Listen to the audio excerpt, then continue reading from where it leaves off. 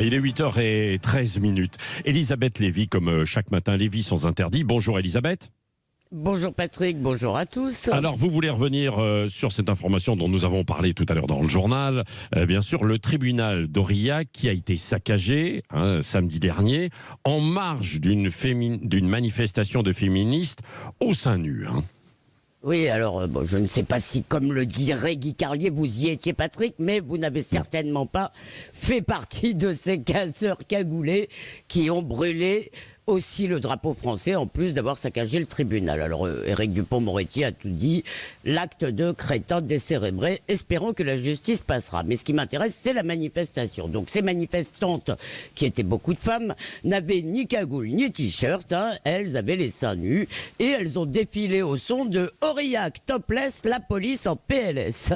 Et le motif de cette manifestation, c'était de soutenir Marina, qui est poursuivie pour exhibition sexuelle, parce qu'elle s'était promenée en ville torse nu. Et pourquoi avait-elle fait ça? Eh bien parce qu'elle avait hyper chaud et voulait faire comme la moitié des hommes. Et quand des policiers lui ont demandé de se couvrir, elle les a envoyés sur les roses. Alors je l'avoue, tout ça m'a plutôt amusé. Alors bien sûr, un homme et une femme torse nu, ce n'est pas pareil. Les seins des femmes sont un objet érotique, une source de désir et de fantasme, mais c'est une raison supplémentaire, ça n'est pas la seule, pour ne pas les offrir à tous les regards. Mais en ville, qu'on soit un homme ou une femme, on n'est pas à la plage, on ne se balade pas dépoitraillé, même si ça n'a pas forcément un contenu érotique. Moi, je n'ai aucune envie de voir des hommes, un torse-poil, comme on dit, dans nos rues. Bon. Donc, la manif seins nus en guise de protestation, provocation, ça me va.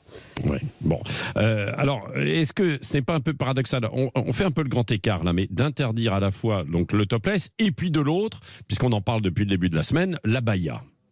Eh bien non, les deux participent, cher Patrick, du vivre ensemble. Depuis hier, rivalisant soit dans la sottise, soit dans le cynisme, les perroquets de gauche dénoncent la police du vêtement, ce qui au passage est une injure pour les Iraniennes et pour les Afghanes. Nous vivons dans des sociétés très libérales sur le sujet, et c'est très bien, mais pour autant, libéral, ça ne veut pas dire que tout est permis. Et donc, ni la nudité, ni n'importe quel accoutrement, on n'a pas le droit de tout faire. La nudité, c'est l'état de nature, la préhistoire, ce qui précède l'histoire dans la Bible.